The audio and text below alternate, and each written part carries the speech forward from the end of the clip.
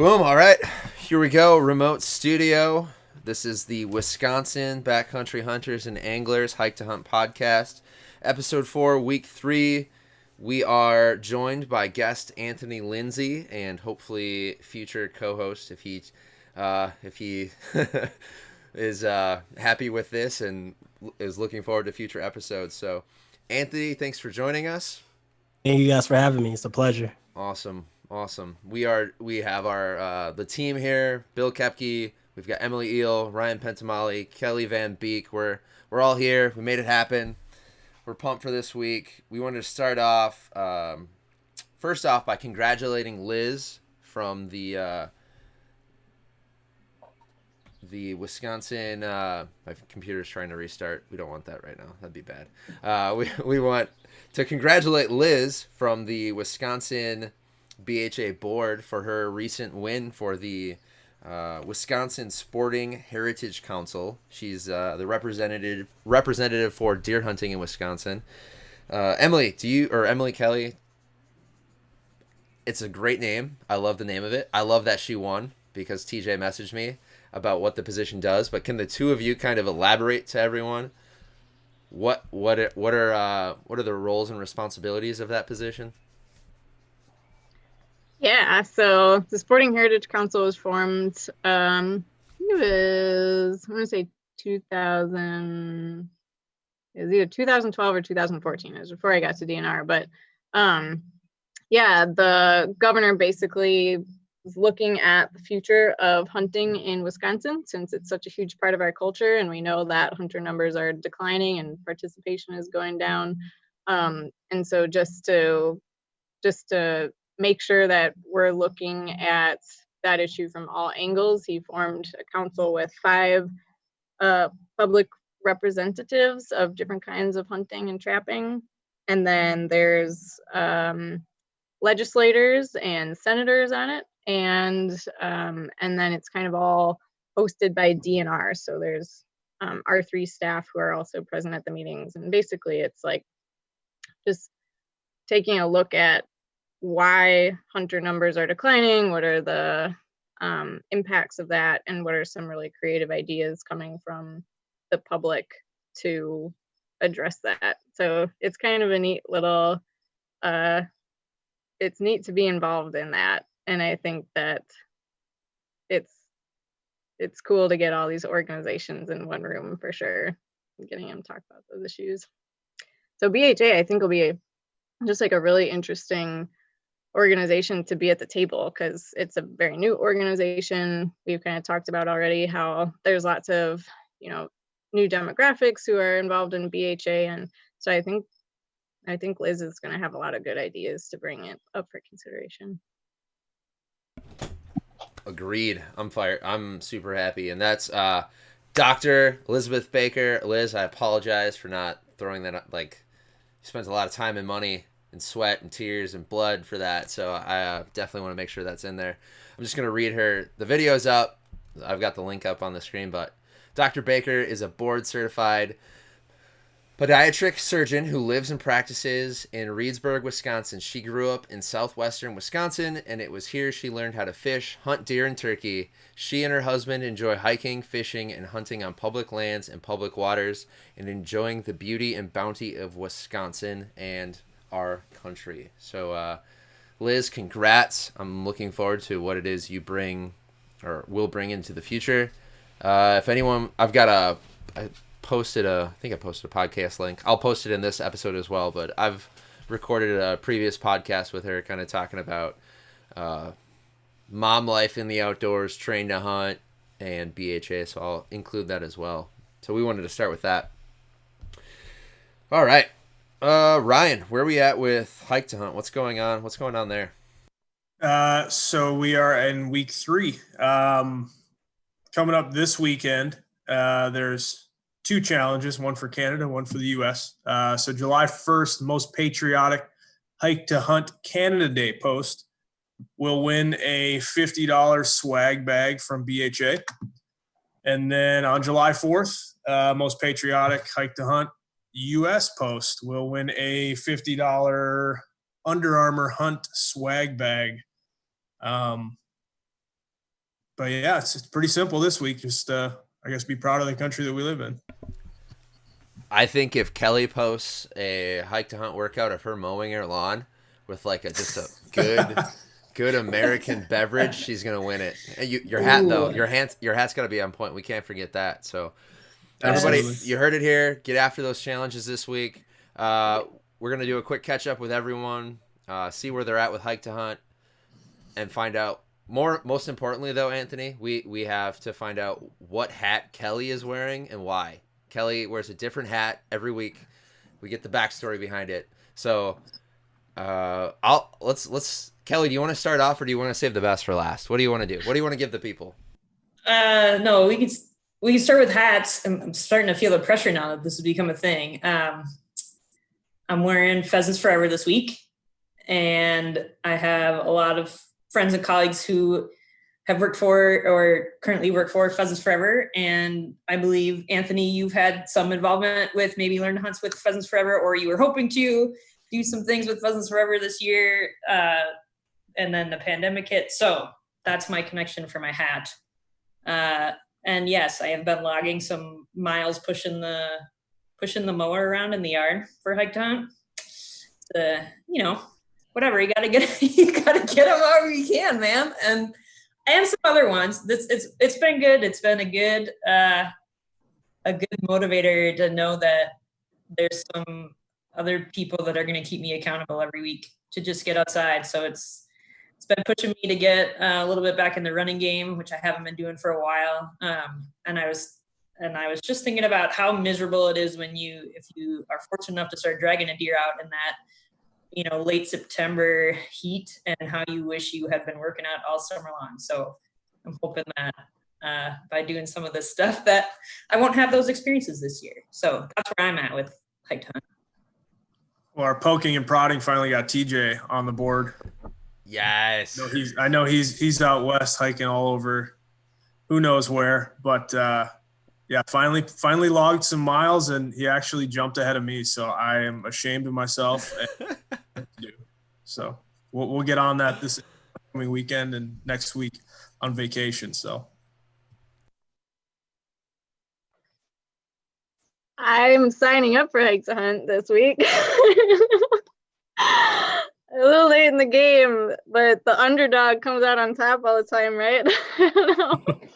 So if you're like me and didn't know where to sign up for Hike to Hunt, you go to BHA, just Google BHA Hike to Hunt, and it'll take you to the website, and you say sign up, and you have to make sure to click on sign up for email updates and sign up for text updates, because I got some intel that you get a free t-shirt or a gift card to the shop. So totally into that. And then apparently I have to fill out a fundraising profile. So there's going to be a headline. I have to think of a really good one, but people are going to be able to identify me and my hiking to hunt. So look for me. Suggestions in the comments. What? Suggestions in the comments. Yeah, exactly. Yes, I'll take the best one. That's a good call. I love it. Well, I don't know. The group, my co-host found out, or I admitted today, that most of my miles are logged actually kayaking on the river, because I refuse to turn on the app when I'm scouting for bears, because that would give away all my spots, and I'm not. Let's be honest, that's not going to happen. I put way too much. You can keep the locations private. The only reason I've been showing them is because I want you to ask me about what.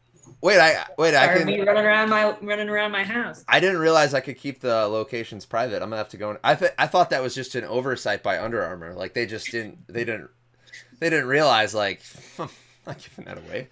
That's good to know. Also, miles are gonna double per week. You'll appreciate this. So in my effort to get back into running, and I'm a fairly frugal person. People can laugh about that who know me. I don't have one of those phone holders, that you could wear on your arm when you run. And I wanted to be able to log these miles because I got to do something. And so, Google up phone holder or whatever, arm phone holder, and turned a tube sock into my, into my running. So there you go. Get on. That I've never heard of that before. I like it. Yep. I've Guess got I'm Very doing a. something resourceful. you need. It's very resourceful. Yep. It works. Anywho, so now that I know I can turn off my location, my miles are going to increase because I've been not including all of my bear scouting for this fall's hunt. So that's good to know. Kelly, thanks for the heads up. But yeah, a lot of paddling, a lot of dog work on the river, and yeah, it's good to know. So bear miles will be included shortly. Fly. and Anthony, fetch are the you signed bear up yet? No, not yet, but All right. I'm gonna follow your instructions and get signed up. Yeah, we're gonna be the ones. You better watch That's out We're gonna right. for catch us. up. I like it. So with that, everybody's caught up on hike to hunt, the challenges. We've got we'll circle back to pint night details at the end. We'll do that at the end. Sound good, Ryan? Works for me. Sweet. So with all that, here we are, Anthony Lindsey. Thank you for joining us. I want to start this episode with you, who you are now, where you found yourself to be, what do you love to do in the outdoors, and then we're gonna backtrack through the notes through all the awesome things you've got going on. Yeah, I'm a late bloomer, as I'm late to signing up for BHA, but I'm also late hunter as well. I didn't start hunting until I was about 20 years old. I was already working for the DNR and a non-outdoor related task or field. But I got around Keith Warnke at the DNR, and I asked him, what do you do? And he told me that he kind of leads hunting in the state of Wisconsin. I was like, you know what? That's interesting. That sounds really cool. And I have somewhat of an interest into hunting. The first time I ever fired a gun, I was probably like 14 in Mississippi. And that was kind of my limit of the outdoors, was kind of through my cousins who are from the South. So I never really took advantage of the opportunity to learn how to hunt with them. So I said, you know what, let me just give it a try here with the expert. So Keith Warnke had me sign up for a Learn to Hunt, and what else did we do? Hunter safety course as well. And at that point, I just fell in love. I fell in love with teaching. I fell in love with just the peace and quiet of nature. And I became addicted. I became hooked. So I actually signed up to become a hunter ed instructor. I think right now I'm on my 6th year as a hunter ed instructor. So I do classes out of the Dane County area with a group called Med Hunters, Madison area. Well, I think it's Med Hunters. No, I think they changed the name. But it's a group of just like-minded individuals who just want to get out there and actually educate others to help them get out there as well. So we do learner hunts. We do hunter ed courses at the Dane County Law Enforcement Range, and then some other sportsman centers as well. And now we're trying to up our game and get more people, especially of diverse backgrounds, outdoors. There seems to be a barrier and kind of a hindrance in the North of getting minorities, especially Blacks, outdoors and enjoying, what we all have been blessed with here in Wisconsin, which is a great park system, great wildlife management. So just kind of helping them understand the resources that are out there for them and helping them dive into it is kind of a passion of mine right now. So I've been working with outdoor afro, and Colors in the Outdoors with Pheasants Forever to kind of come up with a plan to, it's based off the R3 program, but more targeted to one particular community and helping break down those barriers that are, some of those barriers are mental, and some of those barriers are actual physical barriers that have been hindering minorities to getting outdoors and enjoying great outdoors. So that's what I've been working on lately. All of the things, my friend. So Emily, fire away. You look like you got a question. I was going to say, everybody, if anyone has a question about that first part, now's the time, because we're going to get on a roll. We've got all the things to cover with Anthony today. Oh man, hot seat.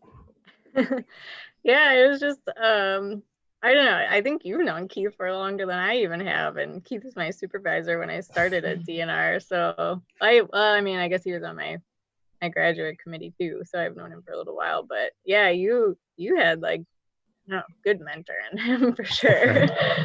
but yeah, I'm just so impressed because I know you've got a full-time job too, and just from my own experience and trying to volunteer outside of work time, like when I was a student, it was easy, but I don't know. It's just a lot to commit to after a while. So I think it's awesome that you've got the passion to be able to carry that forward and keep at it for 6+ years. So very cool.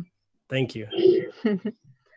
So is there, oh, go ahead, Ryan. Oh, sorry. Anthony, how old are you? I'm old. I'm 29. I know I don't look it. I'm trying to grow a beard like you guys. I think it's amazing. COVID isn't helping. I think it's amazing you've been doing it for 6 years. I mean, when I was 23, the last thing I wanted to do was probably waste any hunting opportunity to go teach somebody else how to hunt. I respect you for that for sure, man. Thank you. Thank you. So is there an outdoor Afro chapter in Madison? There is. Outdoor Afro has a chapter for Wisconsin and parts of Iowa as well. Okay. I think their president is Tina Madison right now. And for those who don't know, Outdoor Afro is actually based in California, and they have chapters throughout the United States. And they're really active. Like, she's always planning bird watching, so how to learn how to bird watch, and fishing events. So I really, really applaud them on their efforts. They're really out there putting in the groundwork. When did that organization start? Oh, that's a good question. Now, I'm not a member of Outdoor Afro, at least not yet, but I think they've been around for a couple years. I mean, actually, they've been. Yeah, I've got it up. I'll jump in. The 10 years now, Anthony. Wow, 10 years, and they're active in pretty much every state. Nice.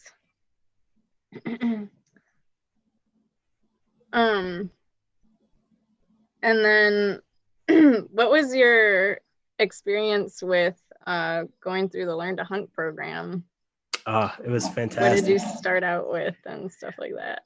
To be real with you, I was kind of worried that I would be the one and only Black guy there, which was true. Second was, I thought there would be a lot of, I guess, we call them gun community FUDs, kind of, Elmer FUDs and whatnot. But it really turned out just to be a group of men and women from diverse backgrounds, all coming together just to educate. And like Ryan said, you're sacrificing your time to be hunting, your time to be out there, your time to be with your family, to educate someone new into the sportsman's way. A lot of misconceptions were broken within my Learn to Hunt class, and I really do value the actual in-person course. I did the hybrid course, which is the online plus the one Saturday or Sunday course. That takes about like 8 hours, but it's hands-on. I feel like you gain so much knowledge and appreciation for these people who are volunteering their time. Now they have the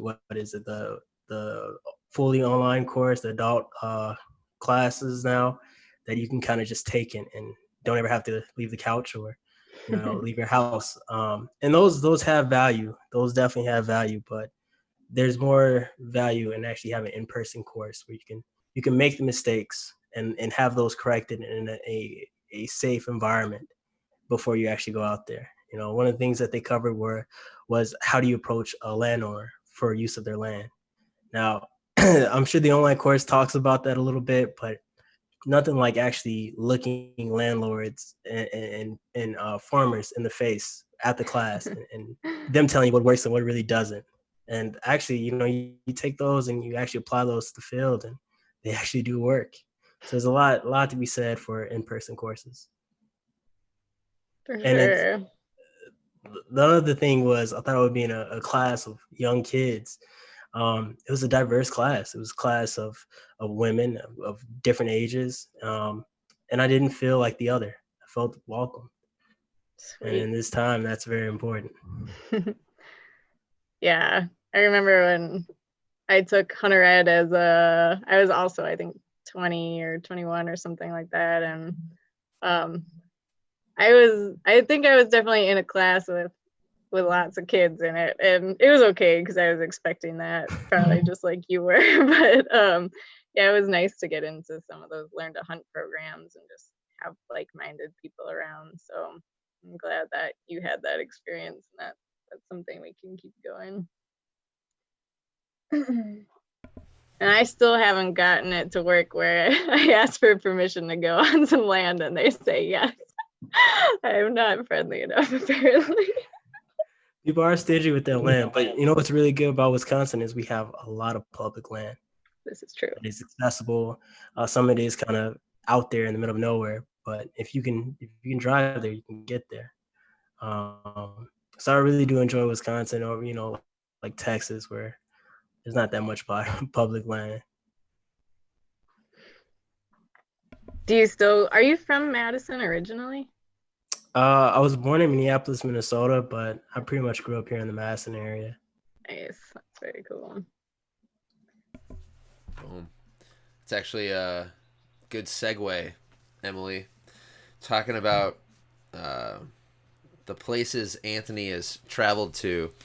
I want to definitely dive. I've got the Hunting Club Trained Students article up from 2014, though, just to kind of touch on, like we've all been talking about, the amazing amount of volunteerism and coaching and teaching you've done in the hunting space. Can you elaborate a little bit about the UW Whitewater group club you started? Yeah, so the group has kind of tapered off. Not much activity going on now, but I've also been going for a very, very long time. But I came there and I started a group after. Originally, I worked for the DNR, had an internship there that turned into multiple LTE positions, so kind of came committed. But then I felt like I needed more skills, so I decided to go to UW Whitewater and gather those skills. At UW Whitewater, I saw that there was a need for a group to help those from the minority communities within Wisconsin, from Milwaukee, from Madison, to kind of explore the outdoors around us. So I formed a hunting club with a group of friends and began to draw up plans about how to activate people in the outdoors. And one of the main things is having a mentor. Now, I've been blessed to have really good mentors and quite a few mentors to help me get better at hunting, to figure out, my biggest fear is being in the outdoors alone. And so to overcome that, you kind of got to get pushed out there and in a safe environment, of course. And so my mentors were able to help me with that and overcome that.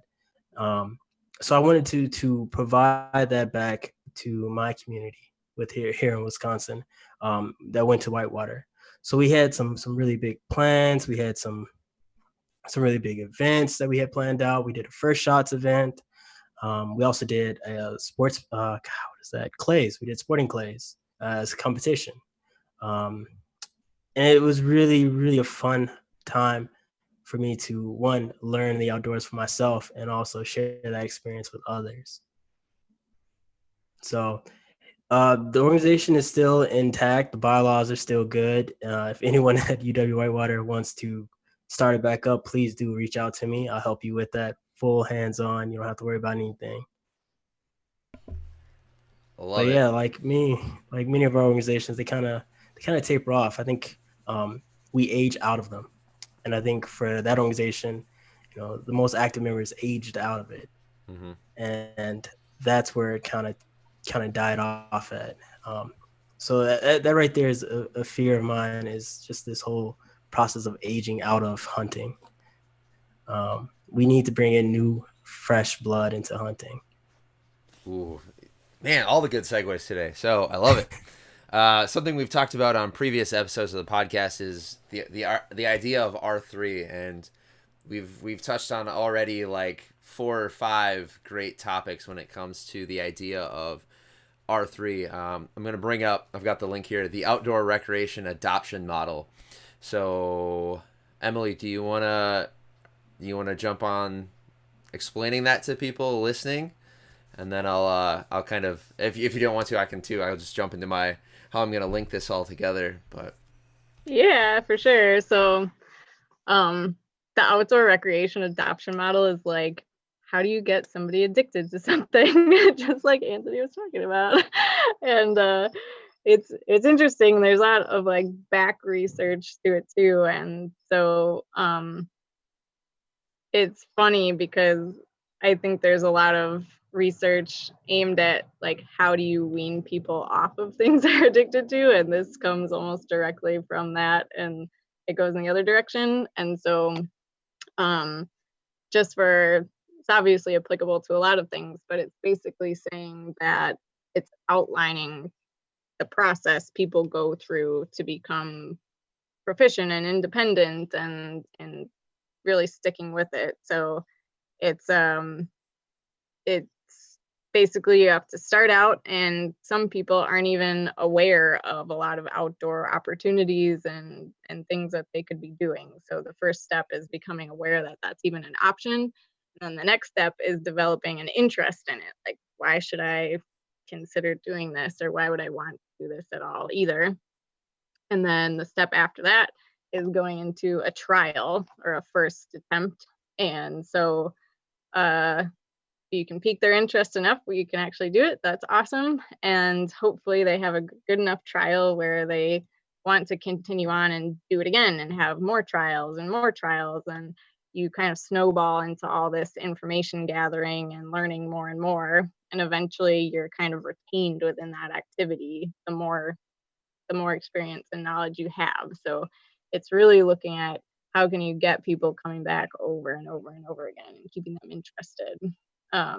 So that's the pathway to addiction, and there's lots of different ways that you can tackle it. So I know for me, and it sounds like kind of a similar theme for a lot of people, is having like a really good network or social support. And that's a super important part of, whether it's a good addiction or a bad addiction, there's people who are there to fuel that and say like, yes, you should be doing this. And hunting's no different for sure. So for me, my network ended up being Jacob, my husband, and then kind of my professional friends who were either hunters already or learning about hunting at the same time as me, and really kept me going and kept me interested in experiencing nature in that way. So yeah, it sounds like Keith was able to give you the opportunity or the kind of the intro and awareness and the first attempts, and it was good enough to keep you hooked. So it's pretty awesome. Awesome. Thanks, Emily. So for Anthony, based off that, you and I have talked. You love firearms. You love guns. I checked out all of the gun range videos you have, and you and I have talked like gun envy through the roof. You're also good at wing shooting. You've had success at the competitive level for that. So going off of what Emily's talking about, the path to addiction, we're gonna spin it in a positive note. What has that looked like for you, looking back? Like you're talking about, your fear was being alone, being the only black person at the Train to Hunt program. So what's kept you coming back? What are you obsessed with? Good mentors, and the side effect of that is of this addiction is a lot of my money goes to it.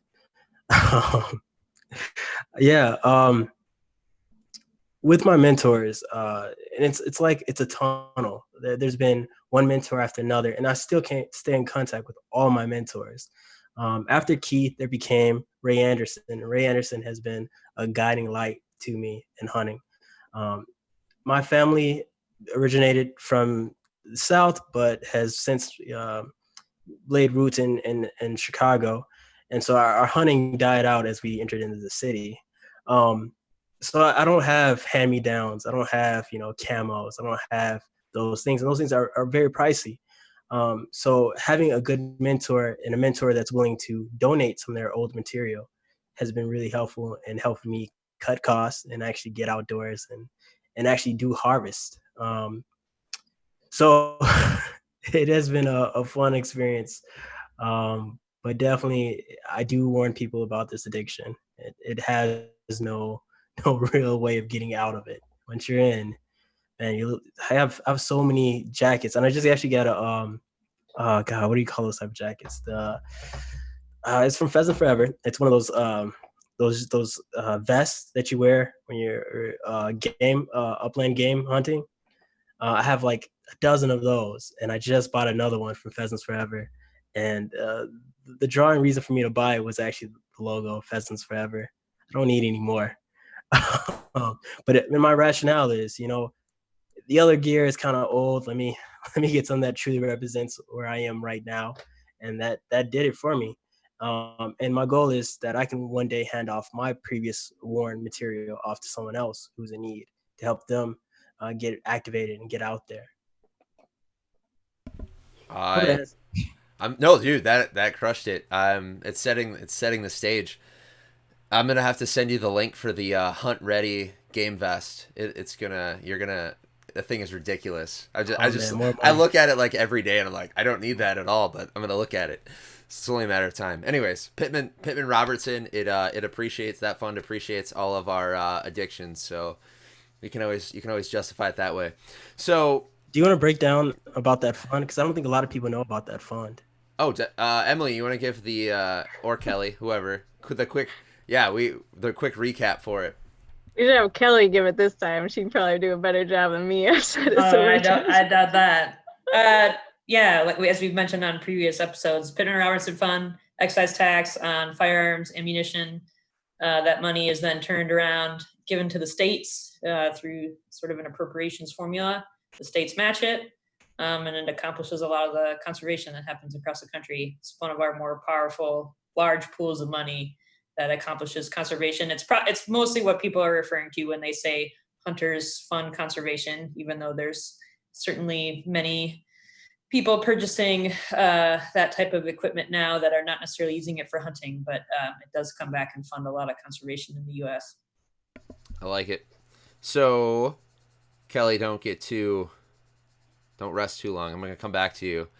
We've talked previously on the podcast, Anthony, how Emily called Ryan and I out because if you think of BHA, it's just like a picture of a bunch of white dudes with beards, and we all look the same, and it's super true, right? Like younger public land beard wearing dudes for BHA, and we want to change that narrative.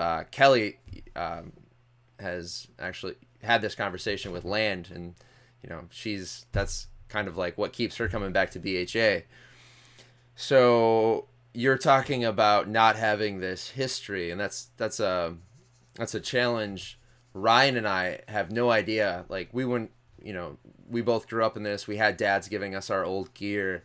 We wouldn't, even begin to know like the windmills, the hurdles you've overcome, and kind of those fears and those challenges. Ryan, is any of that kind of on your radar now with your daughter? Like realizing, like, yeah, you know what? She's probably not gonna want any of my my old camo gear.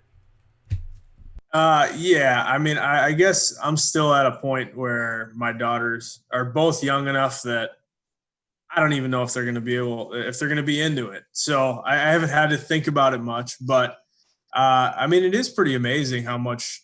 I mean, maybe I just pay more attention nowadays, but I mean, you can see on websites like First Light and Sitka, and I mean, everybody has a woman specific line now. At least the bigger, the higher end companies. Of course, that stuff's not inexpensive by any means, but I feel like I see a lot more of it available now. But yeah, I definitely won't be able to pass down my stuff to my daughters. So you can, Ryan. You totally can. The first camo I wore was oversized stuff from my dad here. My son's first in line though, so he's gotta fill out a little bit. There you go. So rolling off of that, the Kelly's got it highlighted. I think you highlighted it. I don't think I did in the notes. The idea of identity in the outdoors is something we've touched on previously, and I definitely want to dive into this because Anthony, kind of like you were talking about, your family from the South very much a subsistence background. You know, hunting, fishing, knowing wildlife, knowing the land. So your R3 story is kind of like a blend of reactivation recruitment, because you do have a family history of all of these skills. Before we throw it over to you, Kelly, the idea of identity in the outdoors, what fires you up about that? Where do you want us to take that? Yeah, it's something that, Emily, Liz, Julie, and I have talked about when we talk about getting women in the outdoors and sort of meeting, and this could apply to, people beyond women too. It's just meeting people where they're at and where they see their outdoor experience living, I guess. And, and so a lot of times I put it in the context of deer hunting. Not everybody necessarily wants to be carrying a firearm and going out and doing that active process of harvesting the deer. But maybe they want to go on a deer drive. I know, Bill, when you talked to Liz in your podcast, she mentioned, part of her way of getting in was she did those deer drives with people. She'd get invited on deer drives. And so we should totally be cultivating those kinds of activities, I guess, is what I get really fired up about. It's not just about, let's put them right away into the situation of holding the firearm that harvests the animal. It's what, all of the things that are still a part of that culture, whether it's processing the meat, whether, again, it's doing deer drives, or if people just want to come out and sit with the person who's actually the hunter just to see what it's like. I wish we would cultivate activities like that in the learn to hunt realm, just to get people involved in a space that they feel comfortable in and where they want to be, where they see themselves being in the future. I think that creates your identity, right? That gives you a space where you feel like your identity is seen in the outdoor space, by not just necessarily, thrusting a firearm in their hands and saying, you're going to do this, giving them all of the aspects of the hunt that are necessary. And especially I think for the, for the moms and the women who are big supporters of their partner, spouse, or whoever it is that's out there hunting, predominantly in our culture right now, their husbands, they have their super active part of maintaining that hunting culture by, maybe it's staying home with the kids, maybe it's helping process the animal once it's harvested. All those kinds of things are super important to maintaining the culture, and that's their identity in the outdoor rec space. So it's well beyond just the active hunting part. Yes, Kelly, you nailed it. That's perfect. Anthony, take it away. To kind of go off what Kelly said, is definitely identity, is representation. I think the hardest part for people of my community is finding that representation. BHA, you definitely don't see any diversity of race on BHA, although it's there, but it's not in the forefront. So it kind of scares people away. One of the biggest fears my mother had was I would go out there and I'll end up go missing in the woods. And it isn't that I'm actually going missing in the woods, like I don't know my direction. It's more so the unknown of the woods. All those, they're gonna get you. There's no one out there in the woods trying to get you. You're trying to get game. So representation, I think, is something that is needed, especially for my community, and especially for Hispanic, especially for Hmong community. Let them know it's okay. It's okay, and that we are out here, and that you will be safe out here as well.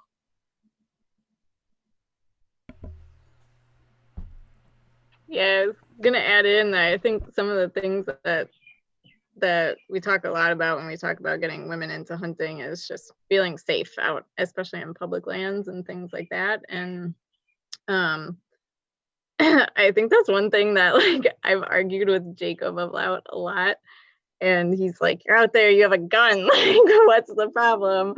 And it's like, no way, what are you talking about? Like, there's other people, they've got guns too. And I would never want to get into a situation where I'd have to, use it for self-defense. And that was something that I worked through for sure. And the more I did it, and like you said, the more I did it in a safe, comfortable space, the more I do feel comfortable, and I own it. I know what I'm doing out there. And if I do meet somebody, it's like I know what's going on and what they should be doing and what they shouldn't, and making sure that I just project enough confidence to be able to feel comfortable myself. And so I totally get that. And I think there's a lot of people who do, and I'm sure there's, people and white male hunters who probably feel that way as well. But it's interesting. I'd love to get Bill and Ryan's thoughts on that, because Jacob is a very confident person, and he did not understand why I would feel that way at all. And so I don't know. Have you guys felt like that ever, Bill and Ryan? Ryan, you go first. So I guess I can't say I've specifically had the feeling of I guess kind of not belonging especially in the woods. I've been fairly fortunate enough that I've hunted enough, I guess, private situations to where I never really had to deal with that. The people that were out there were the people that I was with. But I guess, I don't know. And maybe when I was younger, when I was in my early 20s, it might be something that I would, I guess, just be hesitant about approaching somebody in the woods, and more so just because I was probably doing something stupid myself. So, but no, I mean, now I guess in my life, my day-to-day job, I deal with people every day. So there's times actually when I kind of welcome bumping into somebody in the woods and just kind of seeing how their day's going. And I'm more of just have a conversation with somebody. So, and I think that's probably more my personality than anything. It's never any situation. If I bump into somebody, I'll have a conversation or talk to them, and not belonging in that situation is kind of in the back of my mind, if in my mind at all. So, yeah, it's nothing that I've really had to deal with. I don't know about you, Bill, but that's kind of my take on it, I guess, just from my perspective. Yeah. So me personally, I very much like Ryan, just white, my height, my size, like that's never something that I personally have had to worry about. That's very ignorant and stupid of me, and I've come to that realization over the last few years. It's a privilege I have that my partner Marissa, she's had a few bad experiences. One of them, both of them actually, the two worst ones, being on public land. One at a local swimming lake, one just out biking at night with a friend. The first one at a lake, a super creepy old white guy stalked her and her friend while they were swimming, like followed them to the bathrooms, all of this terrible stuff. And I found out about it afterwards. And it was the powerlessness of that moment, like having found out about it after the fact, not being able to do anything, that kind of sparked this realization of me, like that's just a small fraction of what that person feels in that moment. So just a taste of that feeling was enough for me to kind of like slap me upside the back of the head and like, hey, dummy, there are bad people doing really stupid things out there.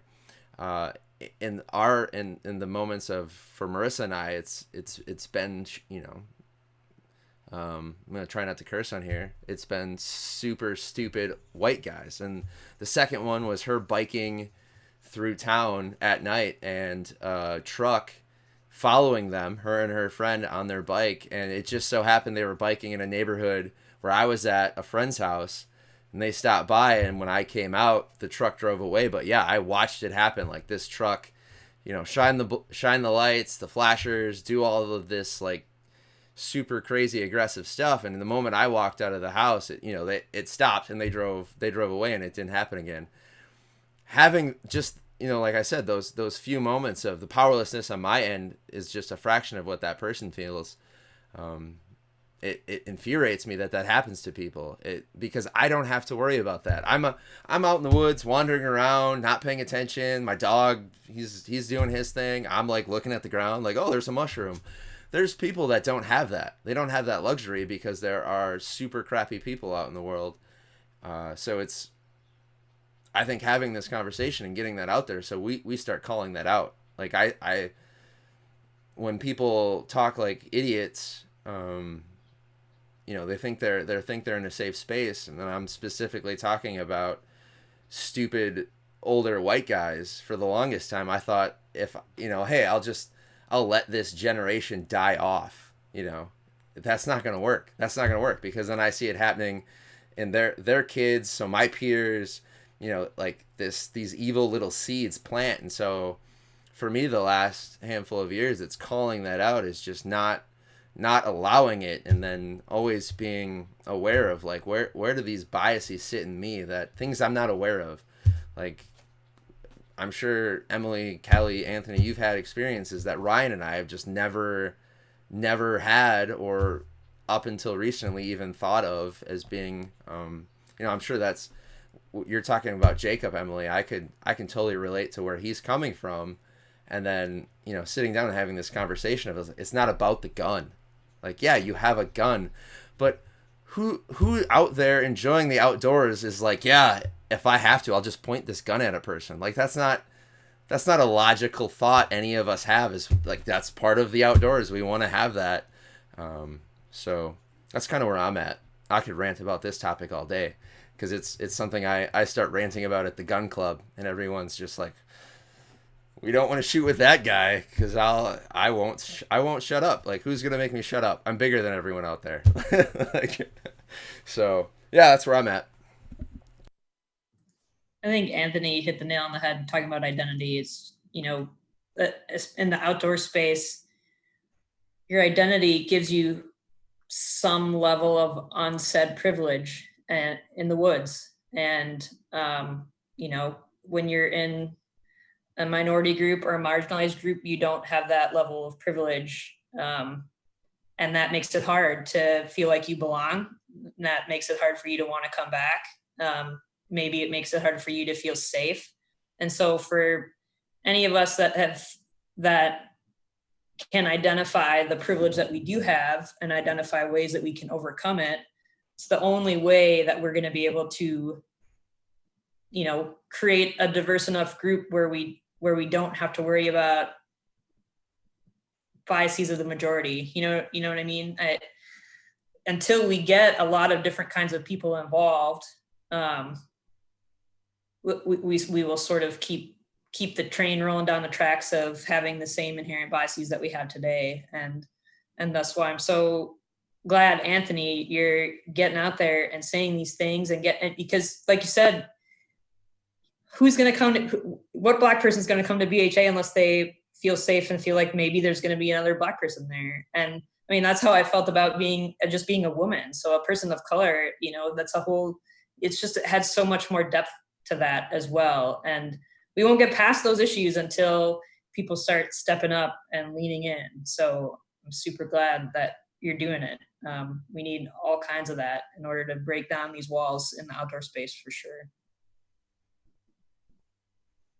Yeah, I'm really glad that you guys have actually laid down the path. You guys have really put in the groundworks to help me feel comfortable here. And hopefully I can continue that for other groups as well. Real quick, I want to bring up another organization that is really helping bridge those gaps between the outdoors and people who are differently abled. There's a group called Wisconsin Accessibility Wisconsin. I know Emily's familiar with it. They do some really great works. Their goal is to help people who are differently abled, those who are paraplegics and things of that nature, to get outdoors. They have these really cool tractor action tractors that are really awesome chairs. They can go over the roughest terrain. They have tractors. It's really, really cool. And it's really awesome what they do. They provide a trailer plus a tractor, and it's pretty much in as many counties as there are in Wisconsin that can be used within Wisconsin or within our neighboring states such as Illinois or Minnesota, to allow people to actually who are in wheelchairs to function and go outdoors as if as easy as it is for us able-bodied individuals to. So big shout outs to Monica and the Accessibility Wisconsin crew who have really been doing a lot of work, and hopefully we can get them on here at some point so they can tell more. I know Emily knows a lot more, and she may want to take it away. I been able to work with them luckily through our grant program. So that was a good segue too. But yeah, they do great work, and Monica's super knowledgeable and very active. So that's wonderful to have her energy getting out there. That's a great idea to have them on the podcast.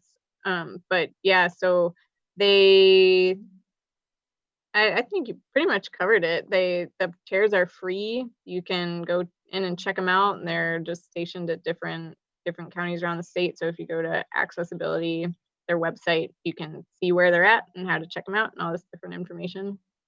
And just to give a little plug for our grant program, our Hunter Archery grant program, if you have a fantastic idea on how to recruit new people into the outdoors or retain those people, then you can apply for funding through the DNR. So if you keyword search Hunter Archery grant program, it's a competitive grant program, so you have to have a good idea, and you can get up to $25,000 right now.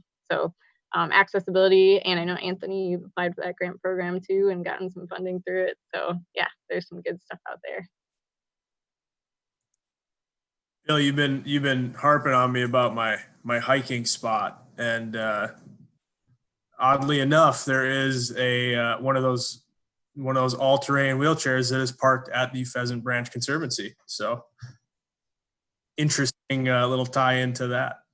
Nice. Yeah, there's one at the Chapin Skeet Club that we go to in Iowa County too. So yeah, they're around. Nice. I like it. Segues abound. So we've got the idea of accessibility.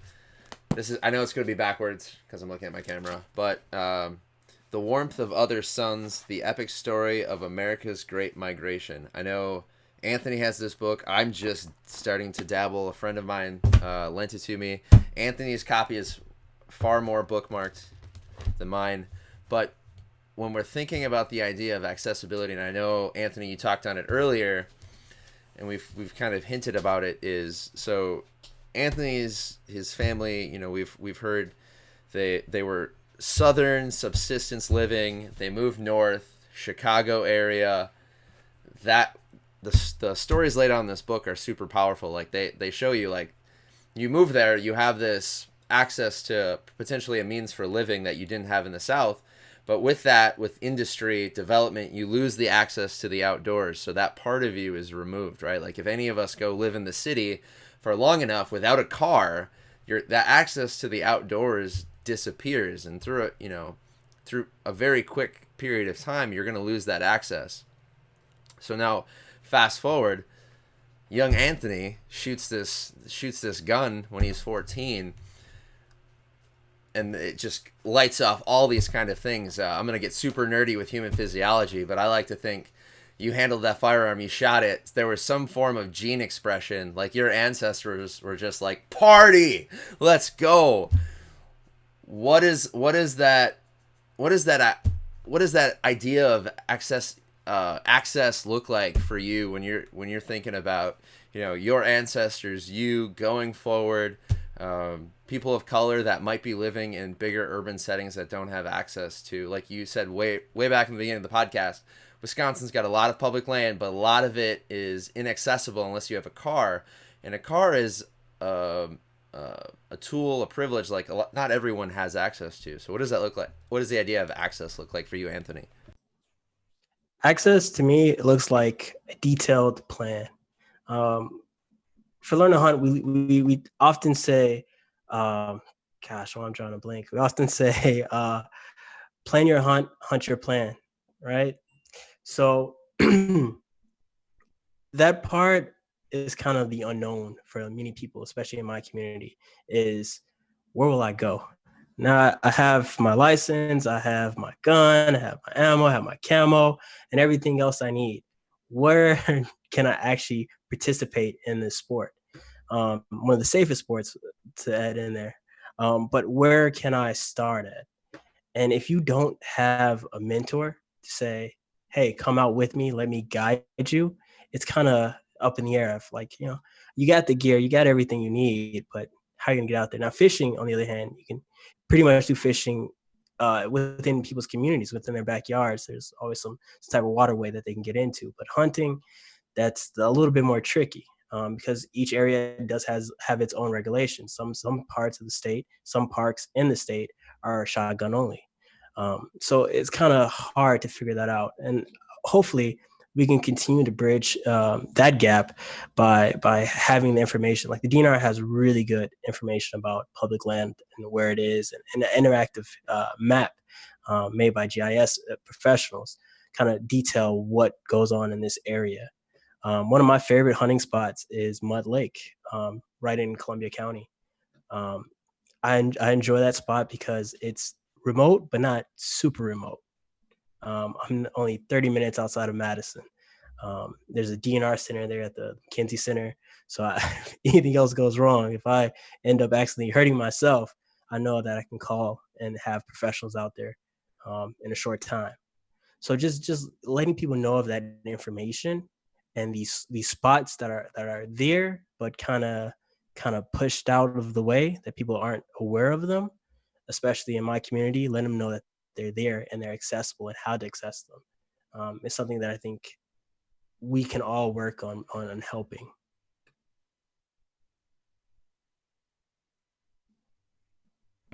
I like it.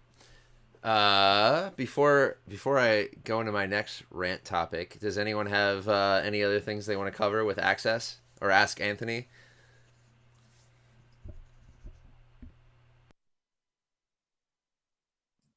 Hopefully you guys have plenty of time with me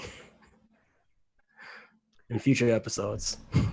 Exactly. Sure. Definitely. I was gonna just kind of add in that, yeah, I think a lot of people think like public lands, and especially the ones around like Madison and some of the other bigger cities, they get hit really hard and you're gonna be bumping into people all the time. And I think at certain points of the year that's probably true, but at others, like, I don't know. I think it's just about getting out there as much as you can and kind of figuring out what time or what way works for you. And so just making it a little bit of a priority to just do it. So that's just all I wanted to add. It sounds like you kind of had that experience too. So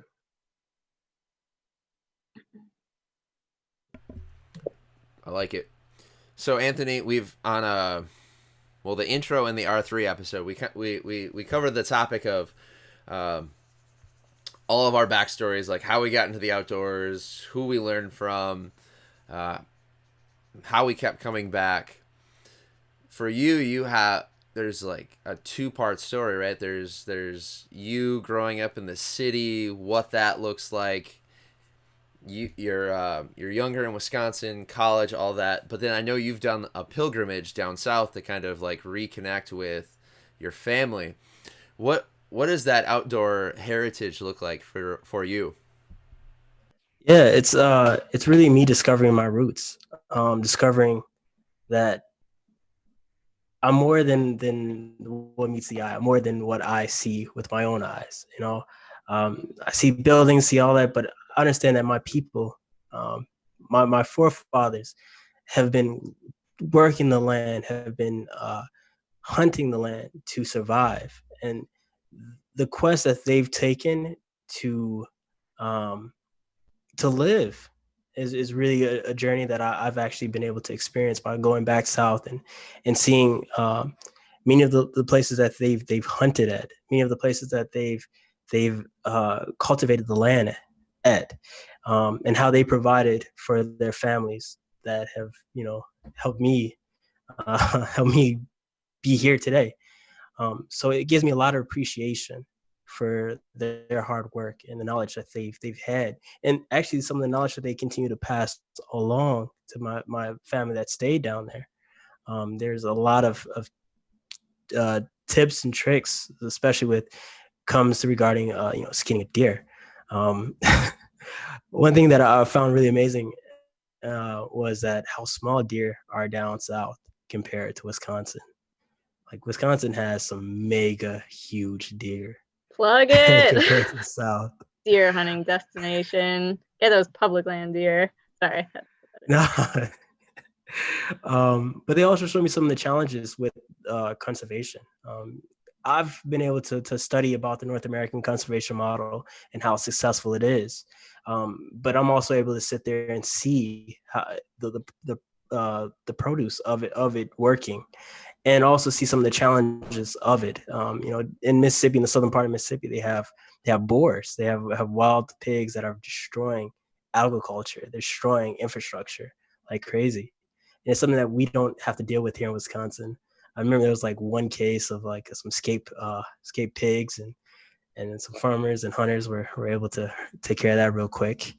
Um, but just seeing the challenges and the history of being outdoors has made me really appreciate the blessings that I have to be able to go outdoors, and something I don't want to take for granted. And I hope that others within my community and outside of my community also take advantage of it. Because the North American hunting model is really one of the best models in the world for conservation, for sustainability. It's amazing to play a part in in history. Boom. All right, so we're hit an hour. I want to be respectful of everyone's time. Emily needs to sign up for a hike to hunt yet, and Kelly needs to get her T-shirt.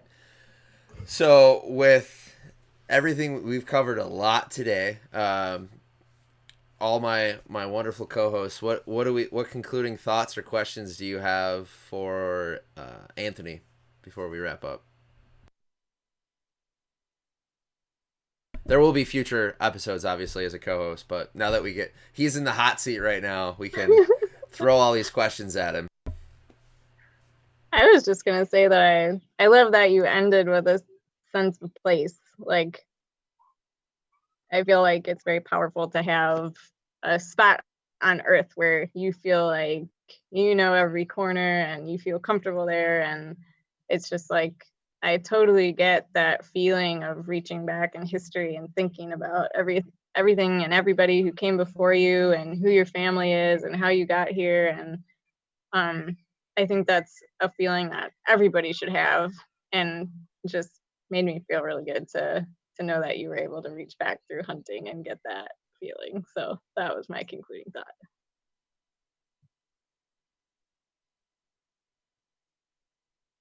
I'll say that again, Anthony. I appreciate that there's people out there that are taking other people under their wing, and kind of being a little selfless in the outdoors, like yourself. And so, thank you for that.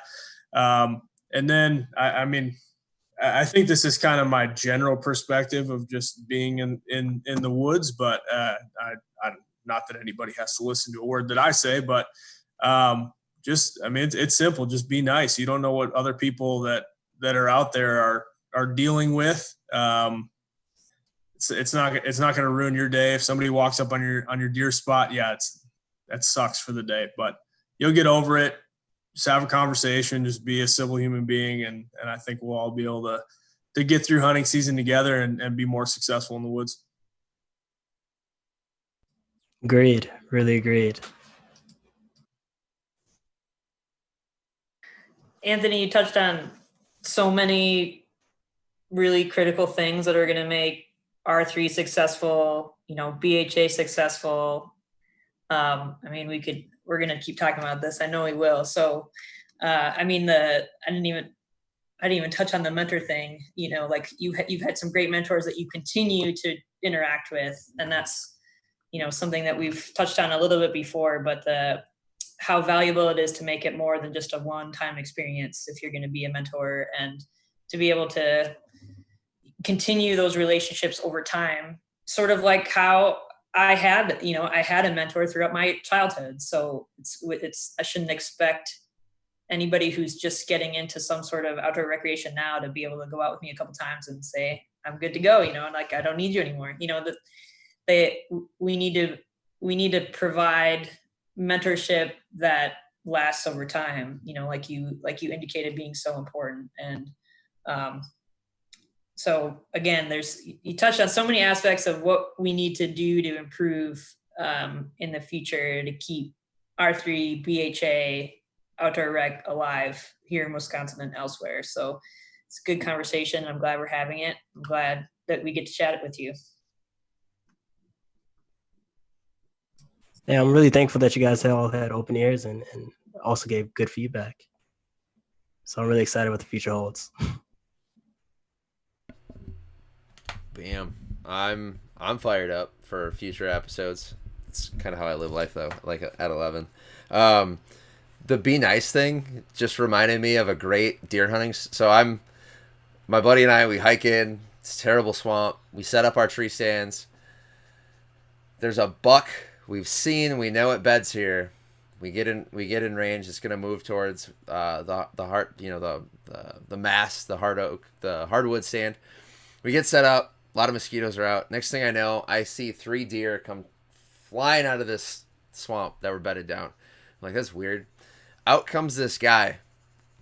The way he came through is just like complete hell. Like the worst hike I could possibly imagine. This guy was out looking for moss. I climb out of my tree stand. I'm like, what are you doing? Where'd you come from? He fills me in. He lost a boot. He was looking for moss. And it was, I could have been super ticked because that buck was that buck was one of the deer that came out of there. But yeah, we just talked about moss for a while. I didn't realize I was in one of the best spots for different kinds of moss. I learned a lot about the swamp that day. So Ryan, to your point of being nice, you never know when that information about moss is going to come back and help me in the future. But I really think what Emily talked about with the sense of place is huge. I think I'm just going to repeat that. I think that's a big thing a lot of us take for granted in the outdoor space that haven't had to think about it or haven't had to find it or fight for it. So that's sense of place is my concluding thought for sure. So Emily, thanks for bringing that up. And then Anthony, for you, the last one, what are your thoughts and now that you've experienced the Wisconsin Hike to Hunt podcast for all of its madness, what do you want to do going forward? Yeah, I think this is an awesome platform. I think you guys are some good voices, and I see the vision. I definitely see the vision and the growth in this platform. So continue doing you. This is really awesome. Yay, And he'll be back. hopefully you guys welcome me back and we can continue diving into some more issues. Especially, I definitely want to go down that accessibility Wisconsin and also even have a conversation with Outdoor Afro and Colors in the Outdoor and Pheasants Forever. Shout out to Martin. Yeah, it's just a lot of good voices, a lot of good people, a lot of good conversation. Awesome. I'm fired up. Shout out Martin Moses. Marty, we love you. Yeah, it's gonna be fun with you. So thanks for joining the team. Everybody watching, listening, thanks for listening, and get out there, enjoy Wisconsin. Get signed up if you haven't. Later. One more thing, Bill. Oh yeah. Recap if possible events. Just a quick possible event.